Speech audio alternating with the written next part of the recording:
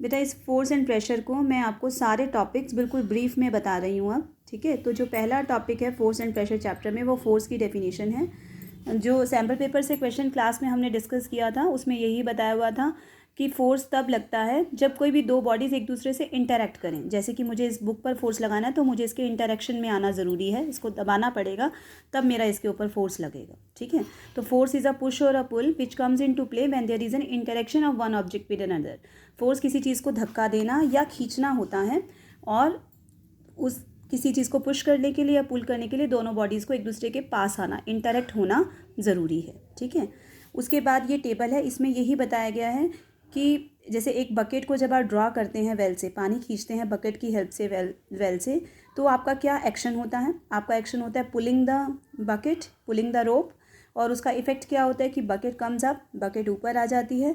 क्या इस इफ़ेक्ट में दोनों ऑब्जेक्ट्स में इंटरेक्शन हुई है? यस, हमारी आर्म्स ने बकेट किसको, रॉप को खींचा है, तो हमारे बीच में और बकेट और जो रॉप थी उसके बीच में इंटरेक्शन हुई है, तभी यहाँ पर फोर्स अप्लाई हुआ है, ठीक है। तो ये पूरा का पूरा पेज जो है हमने ये तो ये पूरा का पूरा पेज हमें ये बताता है कि फोर्स जब भी दो कोई बॉडीज़ इंटरेक्ट हों, एक दूसरे के कांटेक्ट में आएँ, तब जो है एक बॉडी दूसरे के ऊपर फोर्स लगाती है, ओके। आगे जो टॉपिक है हमारा वो है फोर्स की डेफिनेशन है। फोर्स की डेफिनेशन क्या है? It is a push or a pull when an object are interact with each other. और जो फोर्स की वजह से क्या होता है, फोर्स की वजह से अगर बॉडी के अंदर, और फोर्स की वजह से बॉडी के अंदर कोई ना कोई मूवमेंट हो भी सकती है और नहीं भी हो सकती है, ठीक है। तो फोर्स एक पुश और पुल है, जब वो तब यूज़ में आता है जब कोई दो बॉडीज़ एक दूसरे के पास इंटरेक्ट करती हैं एक दूसरे से। आगे है कि फोर्स की वजह से क्या क्या इफ़ेक्ट्स होते हैं, इफ़ेक्ट्स ऑफ फोर्स। फोर्स जो है वो किसी बॉडी की स्टेट को बदल सकता है, उसकी मोशन वाली स्टेट को, मतलब कोई बॉडी रेस्ट पर है तो उसे मोशन में लेकर आ सकता है, और अगर कोई बॉडी मोशन में है तो उसे रेस्ट पर कर सकता है, ठीक है। उसकी स्पीड में चेंज ला सकता है। जैसे अब यहाँ पर क्या है, एक बॉल यहाँ थी, एक पर्सन ने इसे पुश किया, धक्का दिया, फोर्स लगाया इसके ऊपर और ये बॉल आगे चल पड़ी। फिर क्या हुआ, जब एक पर्सन इधर से पुश कर रहा था, दूसरे ने इसे इधर से पुश किया और इसकी स्पीड जो है वो थोड़ी डिक्रीज़ हो गई। तो इस तरह से फोर्स जो है किसी भी बॉडी की स्पीड को इंक्रीज़ कर सकता है, डिक्रीज़ कर सकता है, या फिर उस बॉडी की डायरेक्शन को बदल सकता है। जैसे ये बॉल पहले इधर जा रही थी, इधर एक पर्सन ने इसे इस डायरेक्शन में जब धक्का दिया तो ये बॉल की डायरेक्शन चेंज हो गई। तो force can change the motion of the body, force can change the direction of the body, okay. उसकी स्पीड को इंक्रीज़ कर सकता है फोर्स, किसी बॉडी की स्पीड को डिक्रीज़ कर सकता है, ठीक है। और फोर्स जो है किसी बॉडी की डायरेक्शन को बदल सकता है। डू यू नो पेपर में नहीं आते हैं। उसके बाद फोर्स की वजह से ये कहते हैं कि हमेशा फोर्स की वजह से ऐसा नहीं होगा कि बॉडी की डायरेक्शन या उसकी स्पीड बदले, ठीक है। कई बार फोर्स हम लगाते रहते हैं और फिर भी बॉडी की मूवमेंट में कोई चेंज नहीं आता। जैसा कि एक बहुत हैवी पत्थर अगर आप पुश करने की कोशिश करो अपने हाथों से, तो वो उन पत्थर नहीं हिलेगा ना, ठीक है। तो ये क्या हुआ कि फोर्स की वजह से जब स्पीड या फिर डायरेक्शन किसी भी बॉडी की ना बदले, ये उसका एग्जाम्पल है। लेकिन इन केसेस में force tends to do the same, tends to do मतलब कोशिश ज़रूर करता है उस मोशन को चेंज करने की, लेकिन हमेशा फोर्स की वजह से बॉडी की मोशन चेंज हो जाए ऐसा नहीं होता है। फोर्स जो है वो साइज़ और शेप बदल सकता है, ये बहुत कॉमन एग्जांपल है। जैसे एक बलून है, इन्फ्लेटेड मतलब होता है फूला हुआ बलून, उसको अपने हाथों से बीच में, मतलब दोनों तरफ फोर्स लगाकर आप प्रेस करते हैं तो अपने पाम्स के बीच में, अपनी हथेलियों के बीच में, तो उसकी शेप बदल जाती है, ठीक है। खाना बनाते हुए मदर को देखा होगा आपने, डो आटा जो होता है उसकी जब चपाती बनाते हैं तो उसकी बार बार शेप बदलती है। पहले वो की अनइवन सी शेप का होता है, फिर उसे राउंड करते हैं, फिर उसे बिल्कुल फ्लैट गोल बेल देते हैं, ठीक है। तो बार बार शेप बदल रही है फोर्स लगाने से। इसी तरह से जो पोटर होते हैं, जो बर्तन बनाते हैं मिट्टी के, वो नीडेड नीड करना होता है, गूंदना एक तरह से। तो क्ले को भी वो एक आटे की तरह गूंद कर उसे अलग अलग शेप दे देते हैं, बर्तन बना देते हैं।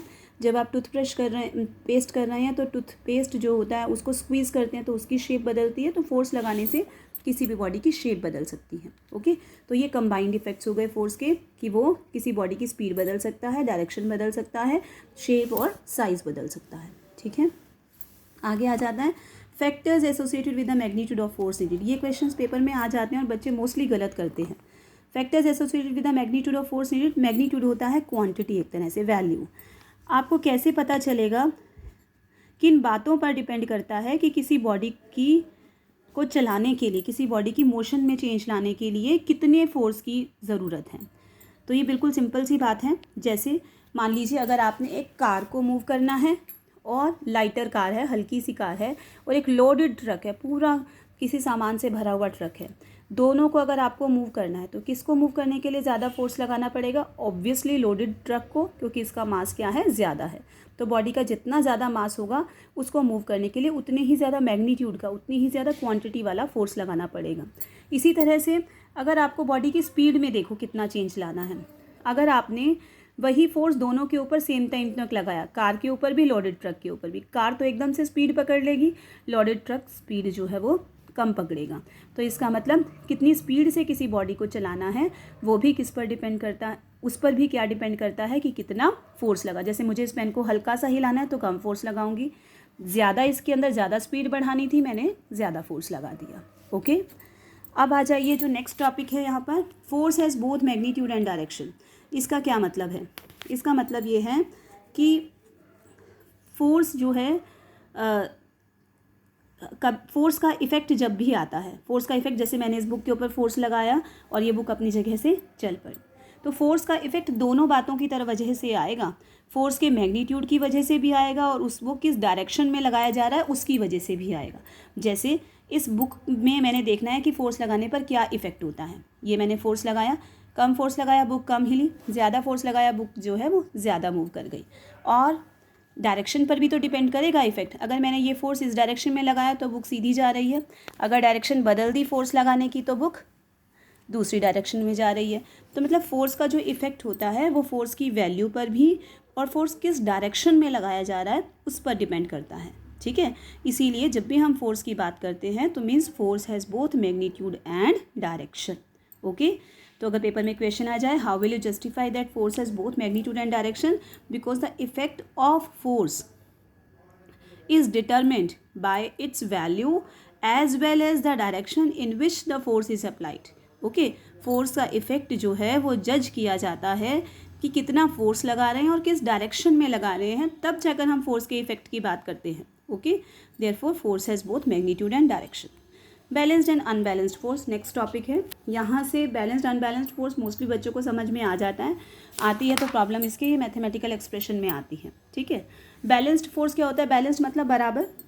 ठीक है, तो जब एक बॉडी पर बराबर फोर्स लग रहा हो, ठीक है, और हो सकता है वो फोर्स अपोजिट डायरेक्शन में लग रहा हो। जैसे ये बुक है, अगर मैं इसके ऊपर दोनों तरफ से फोर्स लगाती हूँ, इस तरफ से भी ये पेन रख दिया ऐसे, एक तरफ से फोर्स ये पेन लगा रहा है, एक तरफ से फोर्स ये पेंसिल लगा रही है, तो दोनों बराबर फोर्स अगर इसके ऊपर लगा रहे हैं तो ये क्या फोर्स कहलाएगा? बैलेंस्ड फोर्स कहलाएगा। लेकिन मैंने इस पेंसिल के थ्रू लगाया हुआ फोर्स अब हटा दिया, पेन की से मैं ऐसे फोर्स लगा रही हूँ एक ही तरफ ऐसे, तो ये बुक आगे चली गई।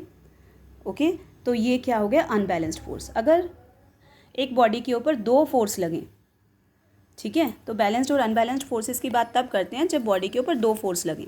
अगर वो दोनों फोर्स इक्वल हों तो वो बैलेंस्ड फोर्स कहलाएंगे, अगर वो अनइक्वल हों तो वो क्या कहलाएंगे? अनबैलेंस्ड फोर्स कहलाएंगे। ओके, तो अब जो ये बैलेंस्ड और अनबैलेंस्ड फोर्स हैं ये सेम डायरेक्शन में भी लग सकते हैं और अपोजिट में भी। पहले हम अनबैलेंस्ड फोर्स की बात करते हैं। जैसे कि एक ये ब्लॉक है, इसके ऊपर अनबैलेंस्ड फोर्स लग रहा है लेकिन दोनों सेम डायरेक्शन में हैं। ये F1 रिप्रेजेंट कर, दो फोर्सेस हैं, ठीक है, एक का नाम F1 रख दिया, दूसरे का F2 रख दिया, और ये एरो शो कर रहे हैं कि फोर्स किस डायरेक्शन में लगाया जा रहा है। इस बॉक्स के ऊपर F1 फोर्स भी लगाया जा रहा है और F2 भी, दोनों इक्वल नहीं हैं, अनबैलेंस्ड हैं, लेकिन दोनों सेम डायरेक्शन में लगाए जा रहे हैं। तो दोनों का इफेक्ट काम करेगा कि नहीं करेगा? जैसे एक बच्चा किसी चीज़ को पुश करे तो वो चीज़ कम दूर जाएगी। अगर दो बच्चे मिलकर उस चीज़ को आगे पुश करने की कोशिश करें, धक्का देने की कोशिश करें, तो वो चीज़ ज़्यादा दूर जाएगी कि नहीं?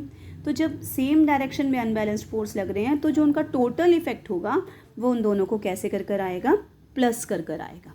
नेट फोर्स बोलते हैं टोटल इफेक्ट को। ओके, तो इसी वजह से यहाँ पर जब ये लिखा ना F1 की डायरेक्शन ये, F2 की डायरेक्शन भी यही है, और जो नेट फोर्स निकलेगा वो क्या बनेगा?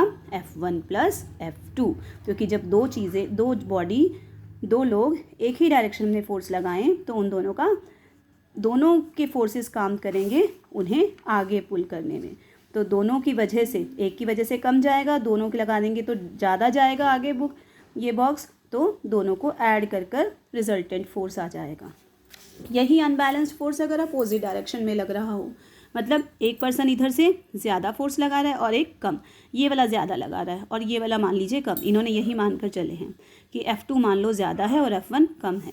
मतलब जो पर्सन इधर से फोर्स लगा रहा है वो ज़्यादा फोर्स लगा रहा है, और इधर वाला जो छोटा बच्चा मान लो इधर खड़ा है, इधर बड़ा वाला कोई बच्चा खड़ा है, तो ये बड़े वाला बच्चा ज़्यादा फोर्स लगा रहा है और ये छोटे वाला कम लगा पा रहा है। ठीक है, तो अब इस केस में क्या दोनों की माइनस कर कर, ये तो बहुत कॉमन सी बात है, बॉक्स कितनी मूवमेंट होगी बॉक्स में, दोनों के फोर्सेस को माइनस कर कर जो आएगी क्वांटिटी उतना ही फोर्स इफेक्ट ला पाएगा ना बॉक्स की मूवमेंट में, है ना। अगर दोनों सेम डायरेक्शन में लगते तो दोनों के फोर्सेस ऐड कर कर जो आता उसकी वजह से बॉक्स जाता आगे। ठीक है, मान लो जैसे ये मेरे पास बुक है, मैं इधर से भी फोर्स लगा दूँ, दो फोर्सेस, अब फ़ोन पकड़ना है तो मैं नहीं कर कर दिखा पा रही आपको ये, तो जैसे मान लीजिए ये इधर से भी फोर्स लगा दें और उस टाइम पर दूसरी साइड से भी, कैसे, एक मिनट रुकिए,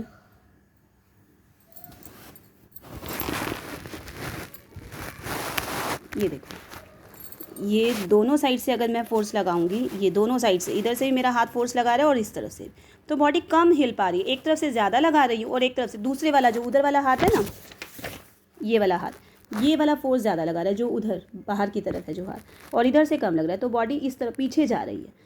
ठीक है, और यही फोर्स दोनों तरफ इसी तरफ से लगा दूँ तो ये एकदम से आगे बुक चली जाएगी। ओके, तो जो अनबैलेंस्ड फोर्स अगर अपोजिट डायरेक्शन में लगाए जाएँ, ठीक है, तो जो नेट फोर्स आएगा वो दोनों को माइनस कर कर आता है।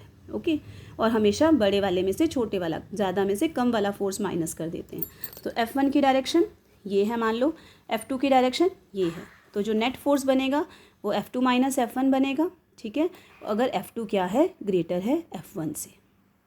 ओके, और जो अनबैलेंस्ड केस में जो नेट फोर्स होता है वो नॉन ज़ीरो होगा, नॉन ज़ीरो तो होगा ही ना, क्योंकि जिस तरफ से फोर्स ज़्यादा लग रहा है उस तरफ तो बॉडी जाएगी ही जाएगी, तो नेट फोर्स की कोई ना कोई वैल्यू तो आएगी ही आएगी।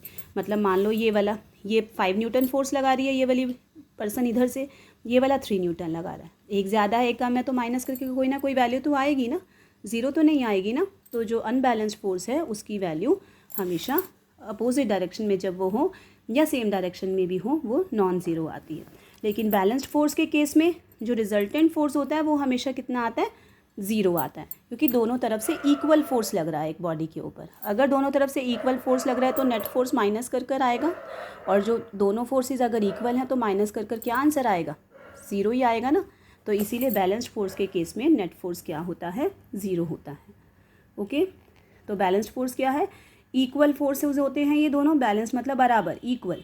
अपोजिट डायरेक्शन में अगर ये लगे तो वो बॉडी के अंदर ज़ीरो ही है ना नेट फोर्स, तो वो बॉडी की मोशन में कोई चेंज नहीं लाएंगे, सिर्फ क्या कर देंगे, उसकी शेप बदल सकते हैं। जैसे कि बलून वाला एग्जांपल है, बलून है आपके पास इन्फ्लेट किया हुआ, फुलाया हुआ, दोनों पाम्स के बीच में, हथेलियों के बीच में उसे प्रेस अगर हम करते हैं तो क्या होगा, ना तो बलून राइट साइड जाएगा ना लेफ़्ट साइड जाएगा, लेकिन प्रेस हो जाएगा, दब जाएगा उस जगह से।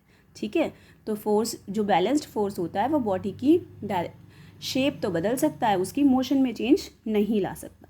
लेकिन अनबैलेंस्ड फोर्स दोनों काम कर सकता है, शेप भी बदल सकता है और बॉडी की मोशन में चेंज भी ला सकता है। आगे ये टाइप्स ऑफ फोर्सेस, ये मैं एक और वीडियो से बताती हूँ आपको।